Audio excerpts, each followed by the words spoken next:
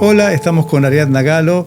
Estábamos esperando su visita para conversar acerca de sistemas políticos en nuestra región y en particular yo quería arrancar esta charla hablando de los matices, las distintas características que tienen los fenómenos de ultraderecha, derecha radical en nuestra región. Bueno, muchísimas gracias, encantada de estar acá y de compartir estas temáticas tan actuales, tan necesarias, tan importantes de ser debatidas y discutidas públicamente. Espero estar a la altura de sus expectativas y me parece que sí, que abordar esta cuestión es fundamental. Primero porque el tema de el auge y el ascenso de la extrema derecha, también podemos hablar de la ultraderecha y distintas maneras en las cuales se ha denominado este fenómeno. En la región tiene anclaje en un fenómeno global, esto es indiscutido, más allá de que hay autores que enfatizan en mayor o menor influencia, pero obviamente no es un fenómeno aislado. Con lo cual también es importante caracterizarlo en función de sus peculiaridades, de sus modulaciones propias y de los caracteres que tenemos idiosincráticamente en América Latina, a su vez nuestras propias diferencias entre los respectivos países. También cómo influyen las instituciones que permiten, que habilitan de algún modo la llegada y permanencia de ciertas fuerzas políticas en el poder. Nosotros en Argentina hace poco tiempo no hubiéramos imaginado estar en esta situación. De hecho, he tenido discusiones, amables, académicas, me refiero con colegas, por ejemplo, el congreso más importante de ciencia política a nivel mundial, el de IPSA, que se hizo en Buenos Aires en el año 2023. En julio, todos me discutían que teníamos un esquema bicoalicional, estable, duradero y virtuoso. Pasó menos de un mes y en las PASO salió primero Milei.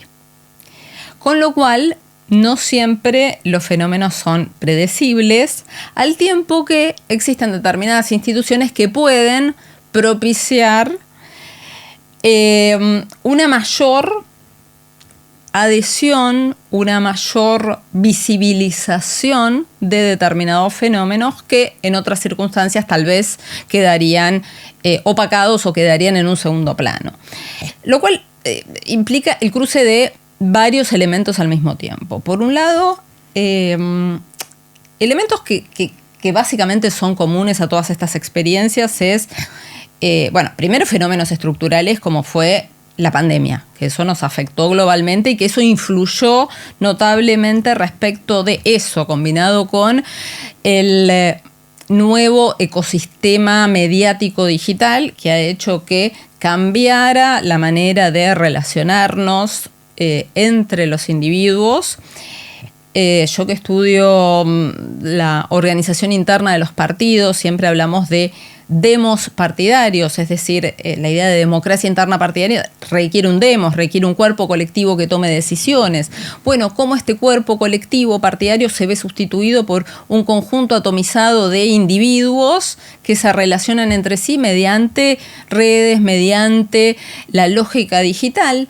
Bueno, a partir de ahí se genera un nuevo sujeto, un nuevo actor que es mucho más permeable a ideas en las cuales se reivindique el individualismo, el logro propio, la libertad en términos absolutos, no concebida dentro de un entramado de relaciones sociales. Y esto hizo que se generara un caldo de cultivo para la emergencia de fenómenos. En principio podríamos decir que impugnaran al sistema desde algún lado, porque también la otra pregunta es, que nos hemos hecho muchos, ¿por qué el descontento se canalizó por ahí? Claro, además pensamos que había cosas que estaban clausuradas. Yo me sorprendo mucho cómo se desmarcan los de la derecha tradicional y los de la ultraderecha del término fascismo. dicen, no, el fascismo era... yo, desde mi línea de investigación, lo tomo más desde el fascismo de Eco, pero es cierto que el fascismo se ha sofisticado. Hay otros autores. ¿Qué te parece? ¿Por qué estas cosas que estaban clausuradas han vuelto, en particular esta cuestión que los ofende tanto del fascismo y contradice tanto sus prácticas? Sí, exactamente. La introducción del término fascismo para algunos ha sido problemática por dos razones que básicamente se contraponen. Por un lado, para muchos decir esto es fascismo es, clausurar la posibilidad de encontrar matices y decir, bueno, a ver, objetivamente no es fascismo porque no hay masas movilizadas en la calle, no hay fuerzas armadas, etcétera, etcétera. Bueno, todavía siguen existiendo ciertos pilares de la democracia procedimental, entonces no se puede hablar lisa y llanamente de fascismo, lo cual es cierto, pero al mismo tiempo evitar completamente el uso del término fascismo porque no sea cosa que también tiene su problema adicional, que es, bueno, no marcar las señales de alerta cuando se empiezan a adoptar caracteres lindantes con el fascismo. Por eso yo, como muchos de los autores que hablan sobre el tema de la extrema derecha, me gusta ceñirme al término postfascismo. Ni fascismo a secas, porque justamente, sobre todo no por una cuestión de prurito, sino por una cuestión de evitar el estiramiento conceptual y la inhabilitación a partir de la utilización apresurada de un concepto. Pero sí, y también romper con la idea de neofascismo porque implica la renovación de una idea que estaba históricamente situada, pero traerla al presente. Acá no hay esa linealidad, pero el postfascismo lo que hace es mantener la matriz ideológica originaria con, obviamente, variantes y particularidades contextuales, pero sí entender que hay una matriz que se mantiene. Y ese me parece que es uno de los puntos que es el término que utiliza, que trae Traverso, Enzo Traverso, y que me parece muy lúcido para tener como norte la idea de fascismo como por lo menos posibilidad latente. Porque también hay algo que es cierto, que los fascismos no nacieron siendo hola, somos los fascistas y bueno, y venimos a tomar venimos acá con los tanques y nadie se dio cuenta. No. Por eso son procesos complejos, son procesos que se desarrollan históricamente, son procesos que tienen muchas potencialidades que no logran ponerse en acto, pero sí que uno tiene que detectarlas cuando están latentes. Entonces, yo creo que todos estos estudios que hablan sobre la erosión de la democracia, me parece que son muy relevantes, sobre todo cuando no está este intento de poner la cosa de la teoría de los dos demonios, de y de un lado y del otro. No, a ver, acá tenemos que caracterizar ciertos fenómenos que tienen que ver con elementos propios de la ultraderecha o la derecha radical, y ahí está lo que habías mencionado también antes, que no sería posible, como también mencionan los propios autores de Cómo mueren las democracias, Levitsky y Ziblatt, de los enables, que son aquellos que habilitan el fenómeno, aquellos que lo normalizan. No solo actores del sistema político, también actores mediáticos, también analistas, también tenemos colegas que son entrevistados y parecen hablar del gobierno de Milei como si fuera un gobierno más. Después, cuando empieza a caer en popularidad, empiezan a encontrarle críticas, pero muchos hablaban de que estaba cumpliendo con su contrato electoral, como si hubiera tal cosa como un contrato electoral al cual suscribirse en el caso de un sujeto que fue votado teniendo una motosierra en la mano. Entonces, evidentemente, la operacionalización del concepto de contrato electoral tiene que darse en estos términos.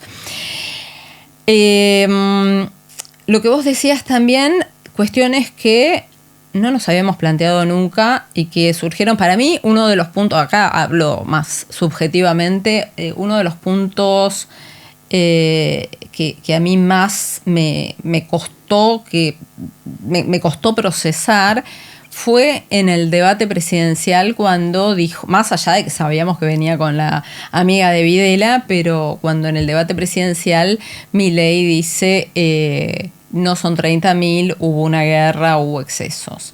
Porque fue la primera vez que se dio en un ámbito público, obligatorio,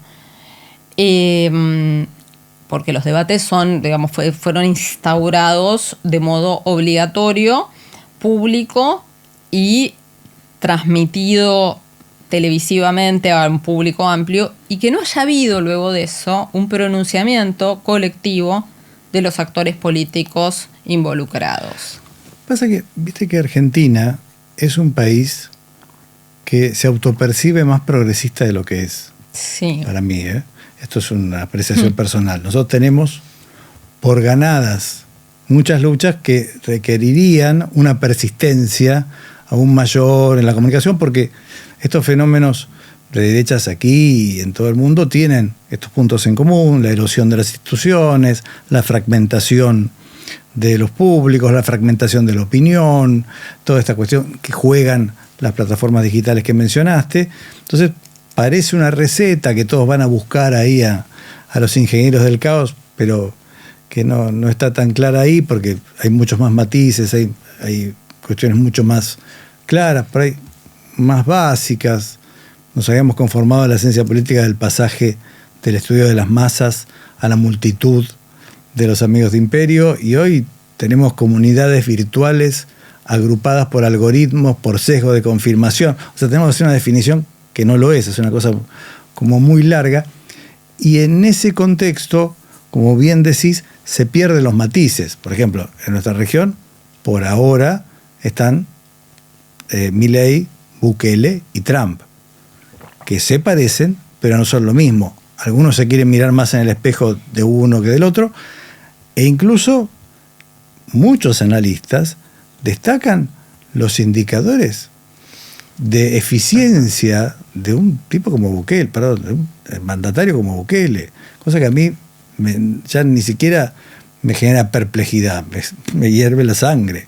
Bueno, en este divague que yo acabo de señalar como para ir, ¿vos cómo ves los matices que tienen estas distintas formas que tiene la región, la ultraderecha en este tiempo? Bueno, yo agregaría también el caso de Ecuador con Noboa, sí, claro, que acabamos de asistir a un fenómeno de represión inusitado, que además también vemos de nuevo, reconocemos elementos peculiares con esto de que él va a hacerse la víctima. Nos recuerda un poco el acto en el que quiso buscar no sé qué, pero terminó no logrando su objetivo y no logrando tampoco popularidad. Me refiero al acto de cierre de campaña de Milei. Y también tenemos el caso de Perú, que si bien es un gobierno en retirada, se ha caracterizado hasta este tramo de interinato de la vicepresidenta, en su momento presidenta actual, un gobierno sumamente represivo, un gobierno que además reivindica metodologías del pasado, digamos, todo como lo que el modus operandi con el que se había combatido a Sendero Luminoso, y los candidatos que aparecen como los que tienen más chances son candidatos de derecha.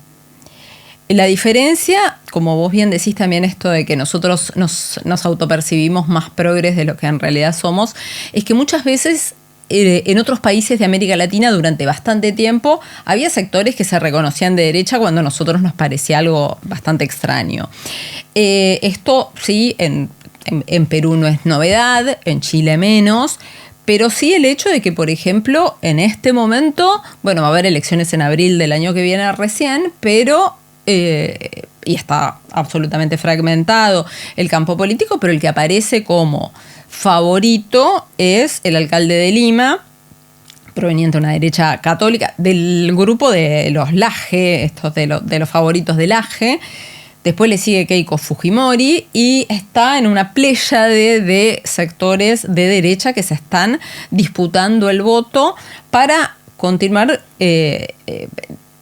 con este gobierno, que es un gobierno de nuevo en retirada, que se ha caracterizado por este nivel de represión, de ajuste y de, bueno, cuestiones absurdas de la presidenta de los Rolex y demás, pero la combinación también, y un poco esto tal vez es un elemento que podríamos poner como algo adicional, pero que tal vez no sea menor, tal vez puntos que lindan con el grotesco son los que hacen que ciertos sectores se planteen que, bueno, tiene que haber un límite. Con Milei acá, para muchos era, bueno, ¿cuál es el límite? Desde que empezó era, bueno, ¿qué tiene que pasar? ¿Cuándo va a reaccionar la gente? Y después se entró como en una suerte de pasividad, de aceptación, de normalización. Y nuevamente sectores, también yo creo, y en esto también es una opinión también muy personal, pero con la que discrepo con tanto con analistas, tanto con colegas, como con militantes, como con dirigentes. Yo creo que ha habido, sinceramente, desde el desconocimiento de cómo tratar a alguien que capaz de haber votado a una figura como Milei, he visto demasiada indulgencia para con el votante. Entiendo que al principio había ganas de decir, bueno, a ver, vos sos responsable de esto, hacete cargo. Está bien, obviamente que hay que hacerlo con pedagogía, había que dar un margen para la duda, pero llega un momento en el que no. Cuando ahora todavía se habla de que hay gente que lo votó, pero que igual marchó por la universidad. Hay gente que lo votó, pero igual no está de acuerdo con lo que está haciendo en discapacidad. Es descomponer el corpus teórico e ideológico que hay detrás de todo esto. Es que el sistema de plataformas digitales provoca estas paradojas, estas contradicciones, genera que uno pueda hacer las dos cosas a la vez, y a la vez hay como un fenómeno grande vinculado con los electorados que dejaron de ser homogéneos. Vos podés tener, como se potencia tanto la emocionalidad, dentro de esa emocionalidad la bronca, y hay como que no se miden las consecuencias de los actos, después se padecen, pero sí, es un fenómeno muy generalizado. Quizás la velocidad, el desconcierto, el bombardeo pueda encontrar, pero todavía no tenemos un corpus lo suficientemente sólido como para decir, bueno, y quizás no lo lleguemos a tener en mucho tiempo, haya que acostumbrarse a respuestas a mitad de camino, a situaciones que no son tan exactas como la que nosotros estábamos acostumbrados a leer y a estudiar en nuestros años de formación. Ahora, el punto es si, como en la vieja fábula en la que un pobre campesino le pedía a su sacerdote que lo ayudara y le sacara los males de su vida, y entonces él le propone que a su pequeña casa, en la que vivía con su mujer, sus hijos, qué sé yo, llevar un burro, una vaca y un caballo. Es largo, no lo voy a contar todo, pero lo que hace el cuento es que vaya sufriendo cada vez que incorpora un animal a la casa, porque la vida se le hace muchísimo más insoportable, y después le pide semanalmente como solución, le ofrece al sacerdote sacar primero el burro, después el caballo, después la vaca, y le pregunta cómo se siente, y él le dice, nunca en mi vida me he dado cuenta de que era tan feliz. Lo traigo al respecto de que quizá la crueldad extrema, esto de no saber cuándo termina, me estoy operando como una forma, una estrategia de modelización para que cuando nos aparezca, como están apareciendo estos candidatos de derecha a secas, de derecha sin vergüenza, digamos, bueno, pero escuchame, no es Milei, no es Bukele, no es Trump, es institucionalista, respeta las formas republicanas, como trata de comunicar permanentemente la vicepresidenta, ¿no? Esta cosa de que se diferencia porque sigue las reglas, pero sabemos que era de su trayectoria, etc. Entonces, quizás haya un juego muy perverso de instalación de los extremos para recalibrar lo que era el centro. No sé qué opinas al respecto. Sí, es interesante lo que traes y me parece que es interesante tomarlo desde dos perspectivas o más, pero por lo menos estaba pensando mientras, porque además como no conocía la fábula, no sabía cuál iba a ser la moraleja. Primero, a ver, y un poco retomándolo, conectándolo con lo que había planteado antes, había dejado ahí planteado que vos empezaste a contestarme, que era esta cuestión de la responsabilización del elector. Por un lado, sí, en un punto, entender que la situación era crítica y entender que había responsables políticos claramente identificables y que era lógico que hubiera un descontento con los agrupamientos que habían gobernado hasta ese momento. Que el enojo era lógico, que la frustración era lógica, que el rechazo a la clase política era lógico, es decir, las razones del malestar eran comprensibles.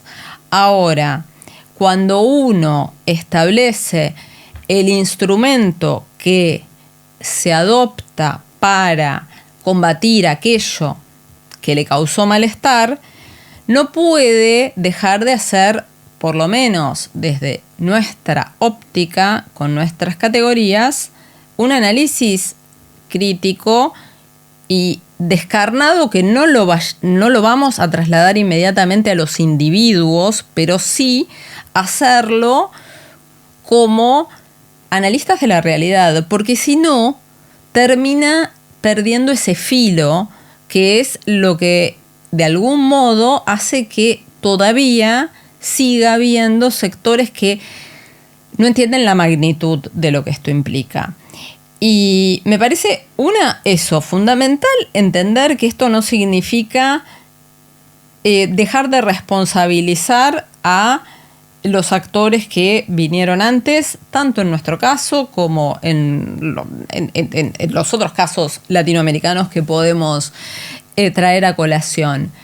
Pero sí decir, y en esto de nuevo me echo con un poco mi expertise, que es el tema de los procesos eleccionarios complejos, que acabamos de publicar hace poco un paper en el que hablamos sobre, hablamos en conjunto porque es con varios colegas, sobre cómo influyó este proceso dividido en 3 fases en la configuración de mayorías que en algún punto fueron artificiales. Que esto un poco también se ve, muchos analistas empiezan a ver qué quedó del voto de ese 55,56% originario del balotaje, que en general, bueno, quienes hemos analizado muchos casos de balotaje sabemos que los votos de segunda o tercera preferencia en general son votos que terminan construyendo mayorías lábiles, circunstanciales y muchas veces puestos a prueba, son votos por la negativa.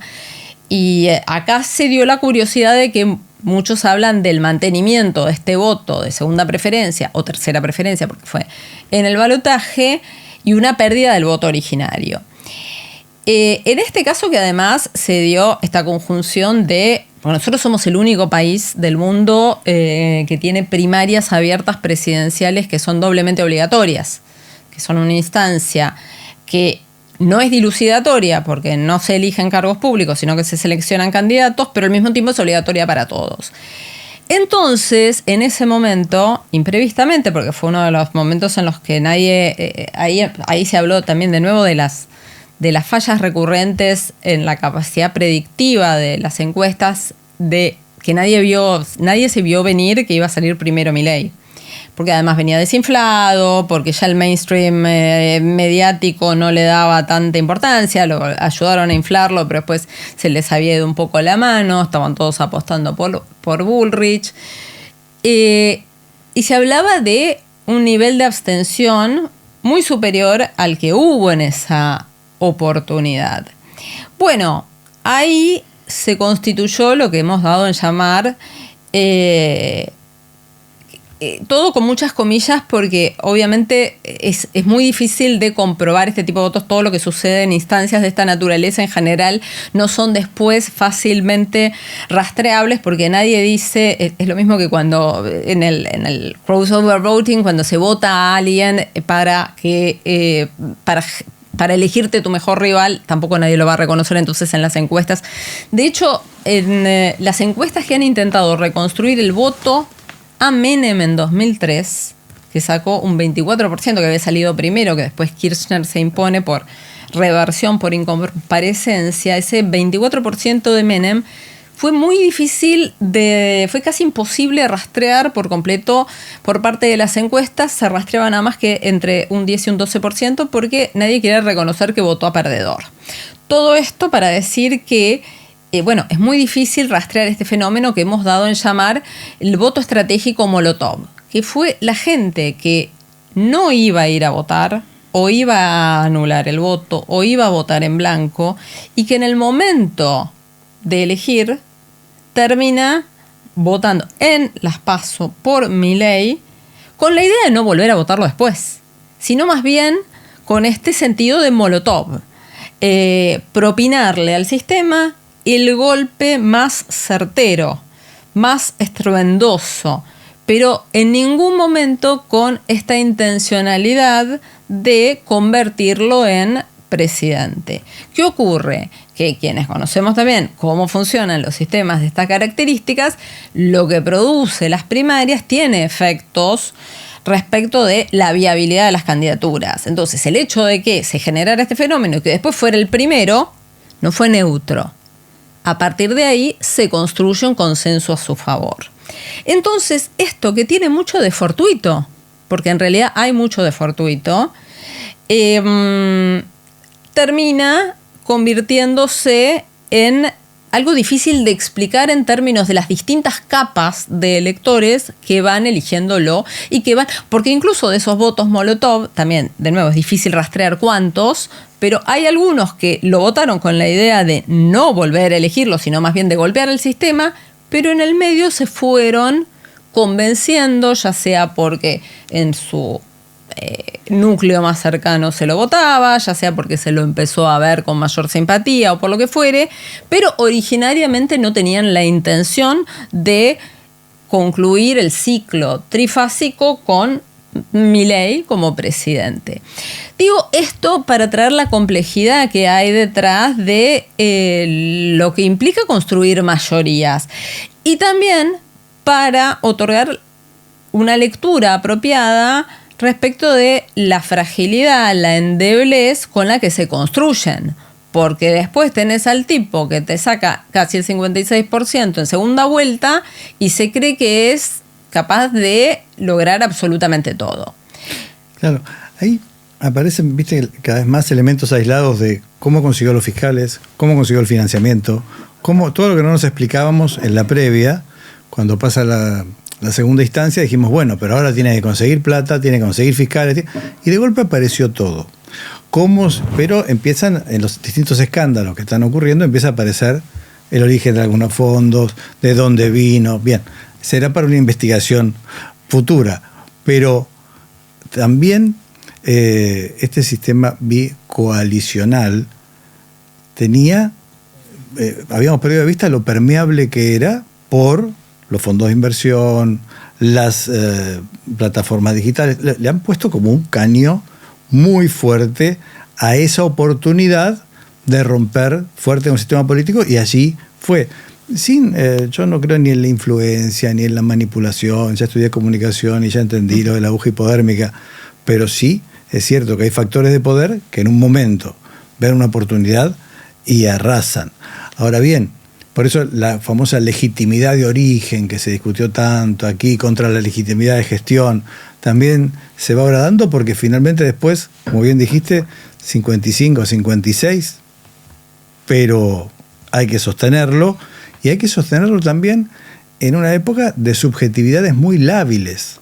Si la gente no es la misma toda la semana, entonces te imaginas durante todo estos últimos 2 años. Bien, pero a partir de ahí, ¿qué podríamos esperar en los procesos electorales que están dándose en la región de aquí en adelante?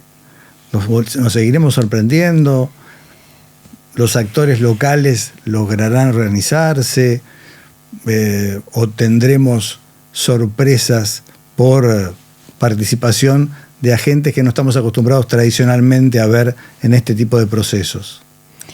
Bueno, tenemos algunos casos que nos dan alguna luz de esperanza, por ejemplo el de Uruguay. En Uruguay, bueno, yo tuve la oportunidad de estar ahí cubriendo el evento, y bueno, la emoción de estar ahí en un país chico donde todo vibra, y obviamente teniendo en cuenta que con todo lo que se pueda decir de la calle Pou, lejísimo está de Milei. Ahí hubo un intento en su momento de presentación de una fuerza de derecha militar, la de Cabildo Abierto con Manini y Ríos en la elección anterior, que había sacado un 10%, que había sido algo bastante llamativo para lo que era un sistema que ya se había convertido en un sistema de tercios estables, ya casi pasando a una, digamos, a una configuración en la cual el Frente Amplio operaba por un lado y los dos partidos tradicionales en alianza por otro, que pierde vigor Manini y Ríos, pierde vigor Cabildo Abierto, surge una nueva opción de un antivacunas y terraplanista que toma alguna de estas cosas, pero también logra representación parlamentaria, pero mínima. Con lo cual, en realidad, y más allá de que, de nuevo, bueno, para mí son opciones, no han movido las estructuras, convengamos que los gobiernos progresistas en América Latina, bueno, han tenido esa limitación, pero sí que es una señal de esperanza que el pueblo uruguayo se haya volcado por esa opción, entendiendo que no daba lo mismo ir en una senda que podía terminar en... bueno, no creo que los uruguayos nunca lleguen a este extremo, pero sí que hayan visto una señal de alerta en la posibilidad de que la región siguiera derechizándose. En los demás casos, bueno, como te decía, en Perú el panorama pinta bastante para opciones de derecha, falta bastante, pero son los que tienen, los que están mejor posicionados. Con toda esta cosa también de, bueno, cuestiones también bastante bizarras que se han dado, porque, digo, esto también confluyó con elementos, porque claro, cuando la base es el descontento, la desafección hacia la política, la búsqueda de ruptura con todo lo existente, aparecen variantes de distinta naturaleza. En nuestro caso se ha dado la confluencia de alguien que era ideológicamente de extrema derecha, pero al mismo tiempo era un outsider. Era el único caso de alguien que tenía un partido nuevo que solamente tenían 2 escaños de hacía 2 años. Digo, este proceso, si uno toma, bueno, Bolsonaro había sido diputado del año 91. Kast en Chile provenía del riñón de la UDI, había sido secretario general de la UDI, del partido pro-pinochetista. Entonces, básicamente no eran figuras novedosas para el sistema político, pero encarnan este cuestionamiento a la clase política dirigencial de entonces. Es decir, se da esta ruptura con el establishment presente, pero desde un lugar tal vez marginal, tal vez segregado dentro del sistema político, pero pero ocupándolo. En el caso de Milei se da esta conjunción de elementos que por eso para muchos fue difícil desentrañar toda la trama que había detrás de qué pasó, de dónde salió. Lo mismo que vos mencionaste en un momento, la cuestión de, bueno, la fiscalización, los apoyos, el financiamiento, que empezamos ahora a atar cabos que se están viendo. Además, ahora se está viendo también lo de Spert, que era que aún así tampoco lograron en su momento, porque sacó el 1,64%, si no me equivoco, en las elecciones presidenciales. Era para ese momento que lo habían. Ahora me entró la duda, que cuando lo financia el narco era para las presidenciales de. Ok. Las legislativas. Sí. Ok, sí. Mientras lo dije se me vino como se me hizo un blanco al respecto.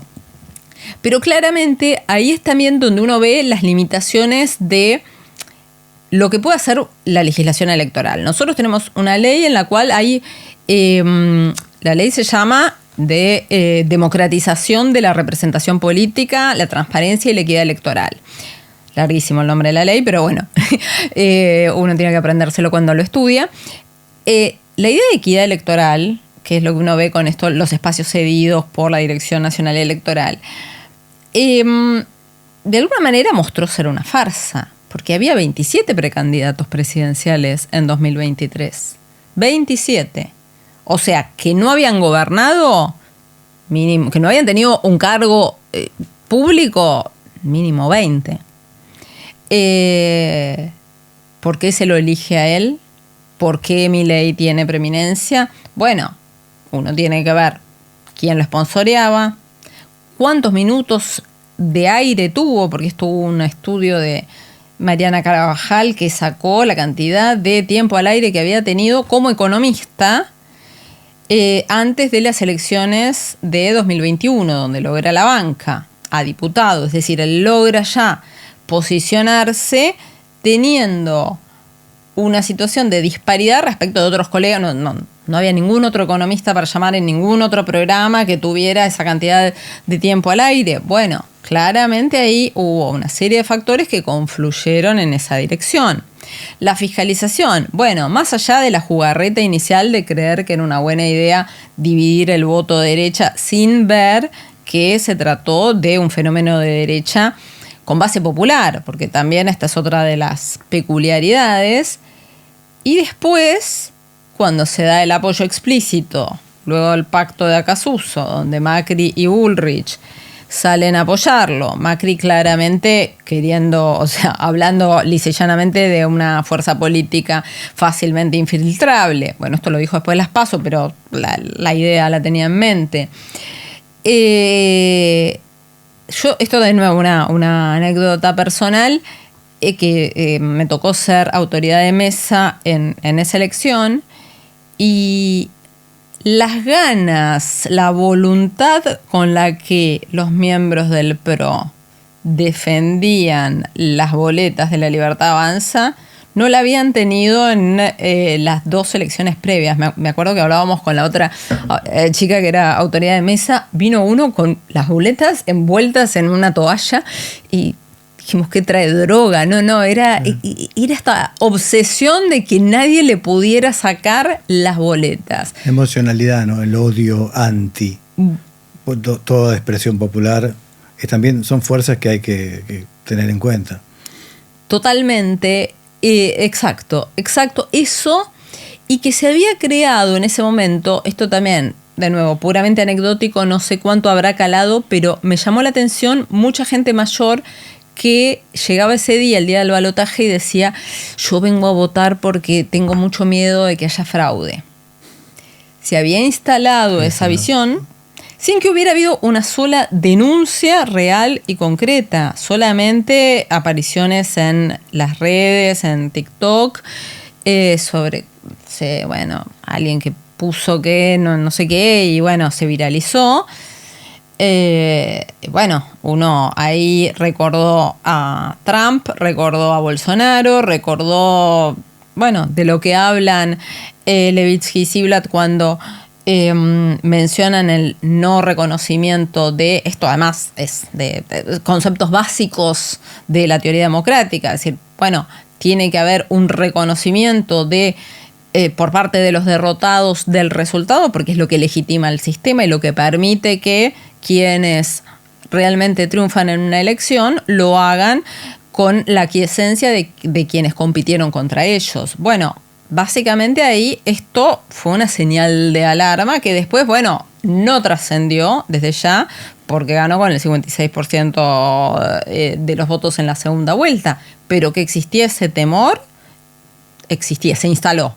Bueno, no quiero irme sin preguntarte, a partir de que lo has sufrido en carne propia, has sufrido ataques trolls, sos una investigadora destacada del CONICET. Gracias. Luego va a salir en los zócalos y todo esto, pero arrancamos charlando y seguimos. ¿Por qué te parece que estas expresiones necesitan que la ciencia, no digo no exista, pero se debilite, este terraplanismo, a esta cuestión agresivísima contra toda expresión del sistema nacional científico, contra los científicos en particular, los cuestionamientos viles que han hecho? ¿Por qué te parece que para ellos es tan importante que la ciencia no exista? Bueno, básicamente esto además también es un aspecto común de la extrema derecha global. Hay como un ataque a los profesores universitarios, a los académicos, a los científicos. Básicamente, tal vez en esto voy a ser bastante reduccionista porque hay mucho para decir al respecto y se ha escrito bastante porque nos han obligado a tener que salir a defendernos. Es tragicómico el lugar en el que hemos estado porque, bueno, para muchos era una señal era una chapa o era una señal de jactancia, tal vez no desde un lugar de soberbia, pero sí que uno decía, bueno, soy investigadora de CONICET, qué bien, y después me ha pasado de gente que me diga, un chico venezolano que dijo, con eso está todo dicho. Y yo luego hablaba con una colega que vive en Copenhague y decía, pero yo llego a decir acá a la Universidad de Copenhague, con eso está todo dicho, pero me prende en fuego. Básicamente esto que nosotros teníamos que salir a explicar que, bueno, mirá que yo soy honesta, mirá que somos honestos todos, porque digo, también hubo defensa singular. Yo soy de las que salimos a hacer una defensa corporativa, obviamente no había, porque se agarraron de casos singulares y no, bueno, básicamente era el desconocimiento sobre cómo se hace ciencia, cómo producimos, qué labor cumplimos y qué se estudia en el mundo, porque además nosotros estudiamos lo que se estudia en otros lados y que además no estamos no funcionamos en una cápsula, sino que funcionamos a través de cánones internacionales validados, que nosotros no podemos publicar lo que se nos canta donde se nos canta, que tenemos que hacerlo en revistas que están validadas internacionalmente, etcétera, etcétera. Y que no sé por qué me fui por las ramas, porque justo quería decir algo. No, que básicamente la respuesta era que hay una cruzada, por decirlo de alguna manera, contra el pensamiento crítico. La realidad existente requiere, implica respuestas complejas, respuestas incómodas para muchos, y los que venimos a hacer eso básicamente somos los que pertenecemos al sistema científico nacional y en nuestro caso en particular las ciencias sociales, porque somos los que analizamos los fenómenos que pretenden negar. También podemos hablar de ciencias digamos, toda la animadversión para con la cuestión del cambio climático, que también nos excede, pero para hacerlo más extensivo, pero sí que hay una noción de que aquello que no es rentable, que no es mercantilizable, no sirve. Y el saber científico no puede traducirse inmediatamente en algo que genere una ganancia. De hecho, no, si es por eso vamos a pérdida, pero no estamos para generar ganancias en términos monetarios. Tenemos otra función social que cumplir. Y para eso estamos, para justamente permitir que se discutan todas estas cuestiones, que no se naturalicen ciertas desigualdades y ciertas posiciones que aparecen como naturalmente adquiridas, para generar ese cuestionamiento al statu quo. Para eso estamos humildemente lo que pretendemos hacer desde las ciencias sociales, que somos las más atacadas dentro de un sistema científico que está atacado en su conjunto. Sí, es como si tuviesen que existir centros de datos privados, pero no organismos de investigación que generen soberanía de conocimiento, que sean nacionales, aquí en todo el mundo. Pero es muy llamativo y me parece muy ilustrativa tu respuesta. ¿Te parece que estos fenómenos complejos van a continuar o te parece que en algún momento toda esta locura va a cesar? Bueno, podemos contestar desde el optimismo de la voluntad o el pesimismo de la razón. Yo creo que esto tiene que terminar. No es una cuestión meramente voluntarista. Creo yo que la pregunta es ¿cuándo? ¿Qué tiene que pasar? ¿Cuántos tienen que quedar en el camino?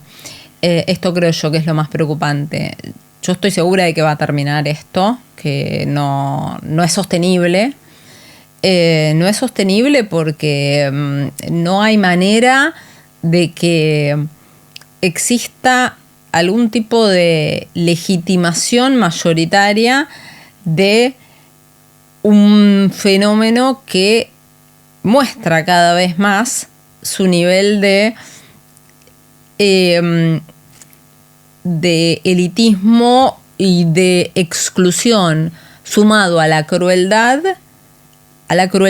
y a la jactancia de la crueldad respecto de mayorías. Ahí, y cerramos. ¿Qué te parece que tiene que ver y qué rol tiene la democracia en ese contexto que estamos describiendo? La democracia tan asediada, tan cuestionada. Bueno, yo creo que por un lado la democracia representativa burguesa muestra sus limitaciones con todo esto. Es decir, bueno, evidentemente ha habido promesas incumplidas de la democracia. De todos modos, esto no se combate retrocediendo en los derechos que hemos podido conquistar en la calle con las luchas a costa de vidas, a costa de cuerpos. Yo creo que todo lo que implica un retroceso en aquello que ha constituido los pilares del proceso que estamos viviendo constituye una señal de alerta muy fuerte. Ahora, después, hace falta un debate profundo respecto de las propias limitaciones de la democracia, porque si a 40 años el consenso que creíamos que era sólido respecto de que nadie iba a venir a decir públicamente no son 30.000 y lo tuvimos y nos está gobernando, es que algo endeble se generó, o mejor dicho, lo que se generó era más endeble de lo que creímos durante bastante tiempo. Entonces, a conservar lo que hemos conquistado y a hacer también una crítica profunda respecto de las limitaciones que son las limitaciones que tiene el propio capitalismo, que claramente se ven expuestas con estas circunstancias, con estas situaciones en las cuales se hace invivible un sistema en el que se naturalice la desigualdad más extrema y la precariedad de mayorías y la naturalización y la condena implícita a la aceptación de un mínimo de subsistencia.